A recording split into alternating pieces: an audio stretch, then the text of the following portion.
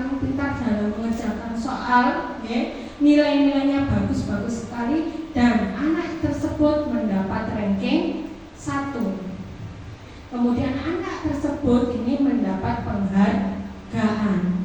Kira-kira anak yang mendapat penghargaan tersebut bagaimana perasaannya? Monggo Bu Tia. Senang. Setelah senang? Senang, bahagia, percaya diri, ceria, bersemangat. Tetapi ketika ada anak yang tidak mendapatkan ranking, bagaimana perasaannya? Sedih melihat temannya ranking 1, mendapat penghargaan, mendapat hadiah, yang tidak dapat ranking itu sedih. Terus bagaimana perasaan yang tidak dapat ranking ini? Kira-kira bagaimana Bu Lulu? Kecewa, marah, minder. Nah, itu adalah ilusi kita. Itu adalah ilusi kita. Padahal yang dapat penghargaan ranking 1 tadi, apakah di dalam hatinya tidak tertekan? Tertekan juga Ibu-ibu. Karena apa? Sekarang saya dapat ranking 1, berarti saya harus belajar lagi, lebih giat lagi, supaya nanti di kelas 2 saya masih mendapat penghargaan ranking 1 lagi. Nah, yang tidak dapat penghargaan seperti tadi sudah amat sangat merasa kecewa dan juga beranggapan percuma saya belajar terus-menerus tapi saya tidak dapat penghargaan. Nah, ini namanya dihukum oleh penghargaan. Pengaruh jangka panjang dan jangka pendeknya itu terlihat. Mungkin jangka pendeknya saya senang sekali mendapat penghargaan, tetapi jangka panjangnya dia tertekan, dia harus belajar terus-menerus, dia mengabaikan apa hobinya, dia mengabaikan bagaimana kodratnya, nah untuk mendapatkan penghargaan lagi. Yang kedua, penghargaan ini tidak efektif. Kenapa dirasa tidak efektif? Karena yang tidak mendapat penghargaan akan merasa rendah diri, dia akan merasa tidak berguna, dia tidak punya kemampuan lagi, seperti itu. Dan penghargaan itu juga merusak hubungan antara yang ranking 1 dan antara yang tidak menerima penghargaan ini, mangkal-mangkalan pemboten. Mungkin kita melihat ya, kamu harus mencontoh seperti ini anak yang ranking 1, kamu harus meniru anak yang ranking 1 supaya kamu mendapatkan penghargaan. Dalam kata lain itu membanding-bandingkan kemampuannya dan kemampuan temannya. Nah, terus hubungannya sama temannya ini bagaimana? Akan menjadi tidak baik. Penghargaan mengurangi ketepatan, itu juga terlihat. Karena apa? Karena menimbulkan tekanan.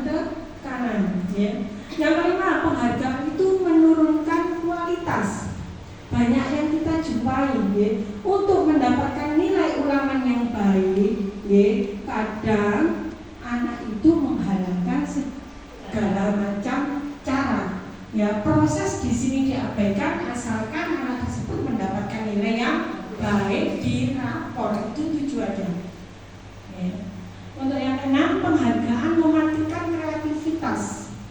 Kenapa bisa mematikan kreativitas? Karena anak biasanya yang ranking 1 itu lebih cenderung, lebih suka menyelesaikan soal daripada bersosialisasi dengan temannya. Dia lebih suka mendapatkan nilai bagus, tetapi mengabaikan proses. Padahal yang dibutuhkan oleh anak-anak kita adalah proses pembelajaran daripada nilai pembelajaran.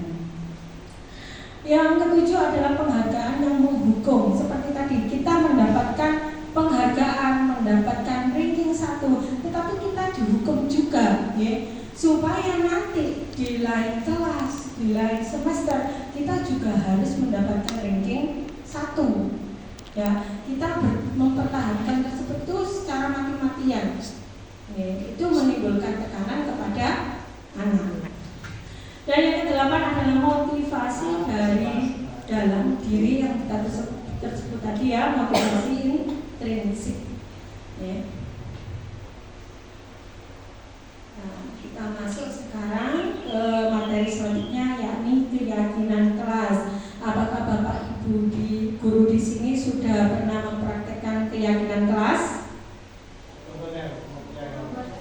Nah, kita kenal ya, di dalam suatu kelas ada yang namanya peraturan kelas.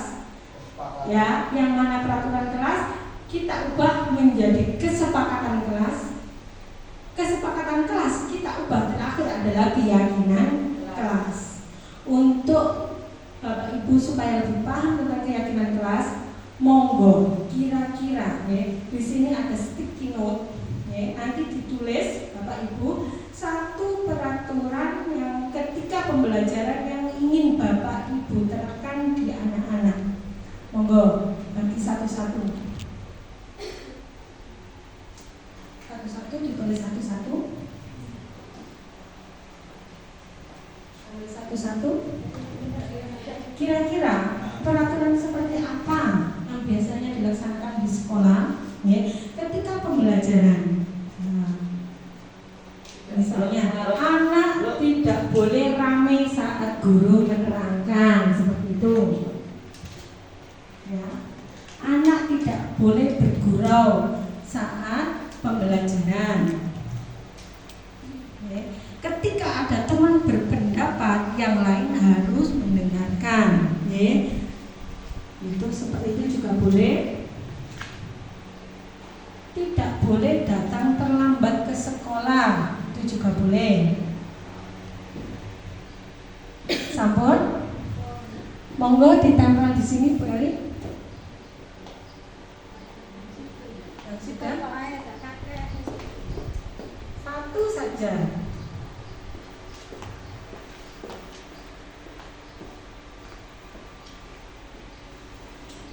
Sampun di sini monggo, silakan ditempel.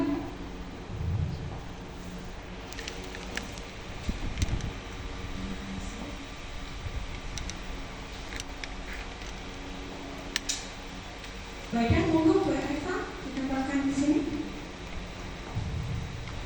Anak-anak tidak boleh berbicara saat mengerjakan soal.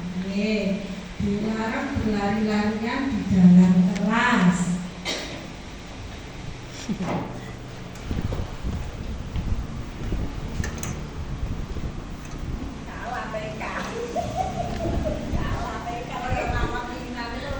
Dilarang apa Pak Wah? Apa Wah? Dilarang apa?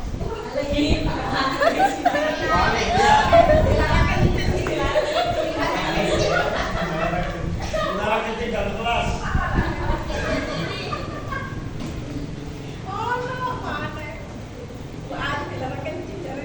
Dilarang pacaran di dalam kelas. Baiklah Bapak Ibu, ini adalah contoh-contoh pendapat dari anak-anak apa yang diinginkan ketika pembelajaran kelas berlangsung. Yang pertama kita baca kebersihan kelas tanggung jawab warga kelas. Ini tadi dari siapa? Bu Dia. Yang kedua, anak-anak tidak boleh mengerjakan soal berbicara saat mengerjakan soal. Nah, ini tidak boleh. Berarti ini menunjukkan kalimat negatif atau kalimat positif? Negatif. Berarti untuk membuat peraturan kelas menjadi kesepakatan kelas ya adalah merubah pendapat anak ini dari kalimat negatif menuju kalimat yang positif.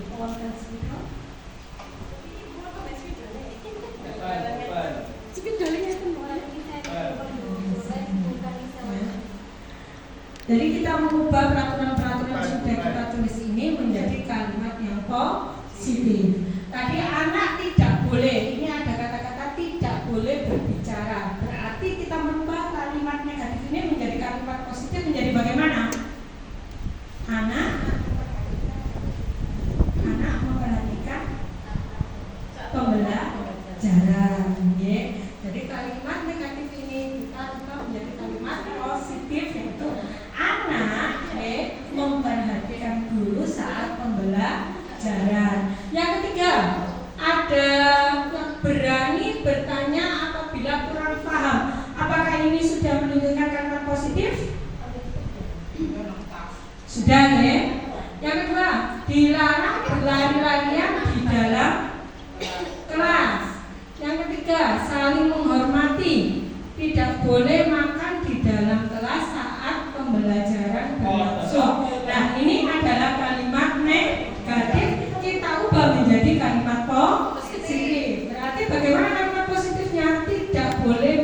di dalam kelas saat pembelajaran berlangsung. Bagaimana positifnya?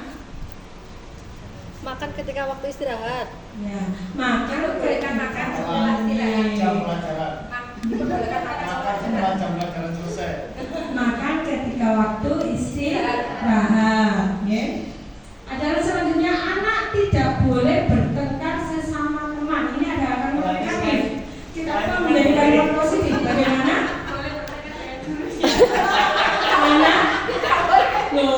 Anak boleh bertengkar sesama teman. Bagaimana? Rukun. Yes, ulangannya sopo itu. Harus Kerukunan dijaga. ya, kita harus menjaga kerukunan. Bukan tidak boleh bertengkar dengan teman, terus bertengkar dengan Bertengkar dengan siapa? Jangan tanya dulu. yang selanjutnya yang terakhir, dilarang makan waktu pelajaran berlangsung. Ini tadi sudah ya, sama ya. Kemudian kalimat-kalimat positif ini kita ubah menjadi keyakinan kelas. Nah, keyakinan kelas ini kita tulis, kemudian kita tempelkan di kelas menjadi keyakinan kelas yang sudah kita kesepakati. Kemarin anak-anak kelas 4 sudah mempraktekannya. Nah, sekarang giliran Bapak Ibu guru di kelas masing-masing untuk membuat keyakinan kelas sendiri-sendiri. Kalau anak dilibatkan dalam pembuatan peraturan, maka anak akan lebih mentaati peraturan. Ya, keyakinan atau nilai-nilai kebajikan universal yang disepakati secara tersirat dan tersurat. Keyakinan kelas disusun dengan curah pendapat tentang peraturan yang perlu disepakati di kelas. Nah, selanjutnya kita masuk ke materi kebutuhan dasar manusia. Kebutuhan dasar manusia yang kita kenal itu biasanya apa, Pak Wan? Sandang, pangan, papan. Sandang, pangan, papan itu adalah kebutuhan pokok. Kebutuhan pokok. Tetapi kebutuhan dasar manusia sebagai pembelajar adalah satu, kebutuhan bertahan hidup atau survival ya. Yang kedua, kasih sayang dan rasa ingin diterima, kebutuhan untuk diterima orang lain. Yang ketiga itu kebutuhan akan kekuasaan. Yang keempat, kebutuhan akan kebebasan. Yang kelima, kebutuhan akan kesenangan. Nah, apabila kebutuhan dasar manusia ini satu saja ada yang kurang, maka kebanyakan manusia tersebut akan melakukan pelanggaran. Coba sekarang,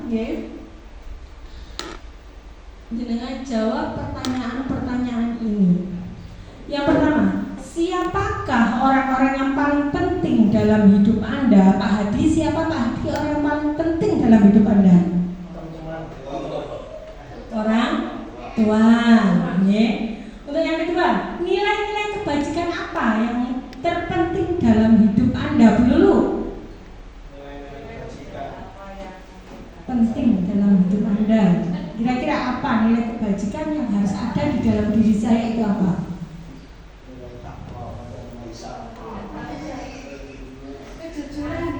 Kejujuran. Berarti saya harus jujur selama hidup saya.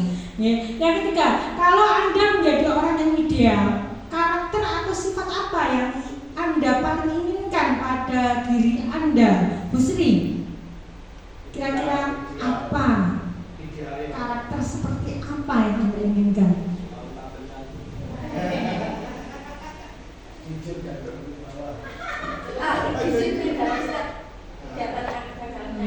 Disiplin. Hebat sekali Bu Sri. Disiplin ya. Apa pencapaian Anda yang Anda sangat banggakan selama hidup Anda? Kira-kira apa pencapaian Anda yang sangat Anda banggakan? Bu Eli, ketika apa?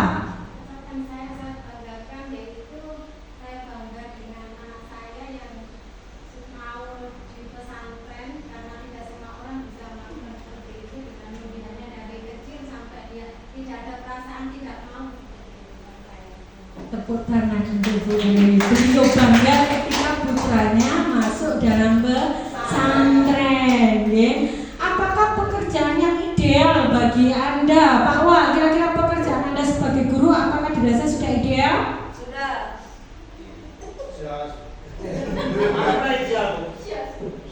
swasta sebenarnya idealnya enak. Idealnya wira swasta. Gurune sampingan. Sampingan, Bu. Gurune sampingan. Lebih idealnya menjadi wira swasta. Tetapi perlu kita kaji lagi. Ketika kita menjadi wira swasta dan ketika kita menjadi guru, lebih bermanfaat yang mana?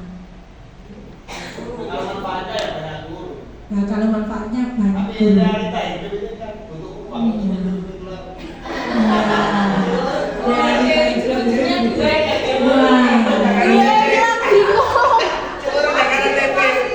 Dua ilang bingung. Memang hidup itu pilihan. Ketika kita menentukan pilihan tersebut, kita harus berani menerima konsekuensinya.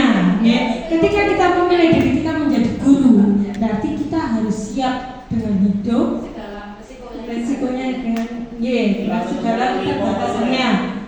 Tetapi kita yakin bahwa ilmu-ilmu yang kita berikan kepada anak-anak kita nantinya ilmu tersebut itu akan bermanfaat. Bahkan ketika kita mati dan di dalam kubur, ilmu-ilmu yang kita ajarkan ke anak-anak diajarkan lagi ke orang lain, diajarkan lagi ke orang lain, dan pahala tersebut akan mengalir terus ke dalam diri kita. Itu adalah kebanggaan kita sebagai seorang guru. Selanjutnya, ceritakan bagian perjalanan hidup Anda di mana Anda merasa itulah titik puncak sukses hidup Anda. Dari tadi yang pendoyan itu ada.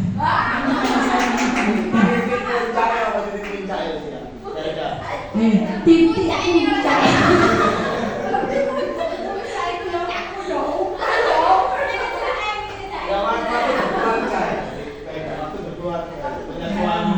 Ketika apa Bu Aida merasa itu adalah di titik puncak hidup Anda? Ketika apa? Monggo minyak tadi.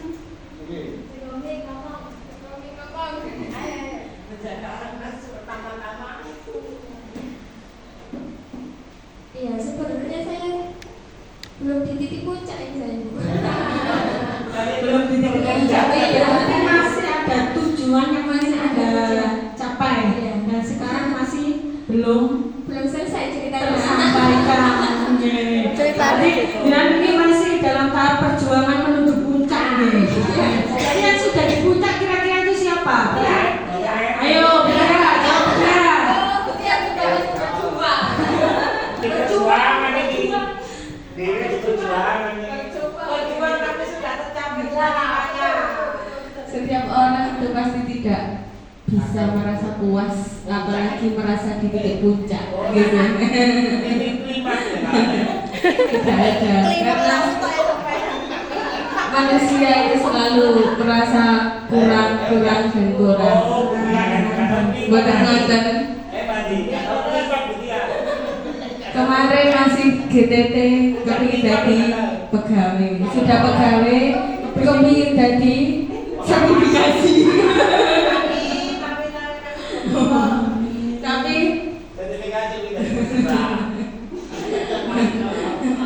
Tapi pasti yang sangat membanggakan, mungkin yang sangat bersyukur itu bisa menjadi guru, menjadi pendidik dan bisa bermanfaat untuk orang lain. Jadi titik puncak sebagai manusia versi Bukia adalah menjadi seorang guru, baik itu GTT maupun P3K tetap menjadi seorang guru. Untuk pertanyaan yang terakhir, apa yang paling bermakna dalam hidup Anda? Ini Pak Hadi bisa jawab. Apa Pak Hadi yang paling bermakna dalam hidup Anda?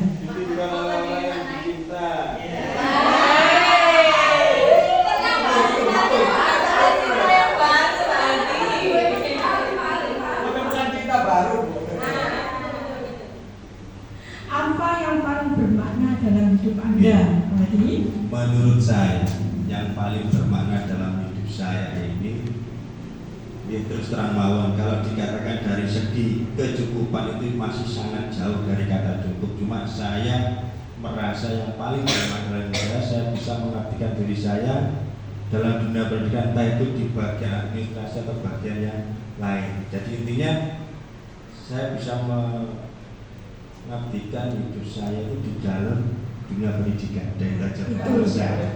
Ya, itu adalah kebermanfaatan dalam hidup, bisa mengabdikan dirinya untuk pendidikan meskipun tanpa digaji.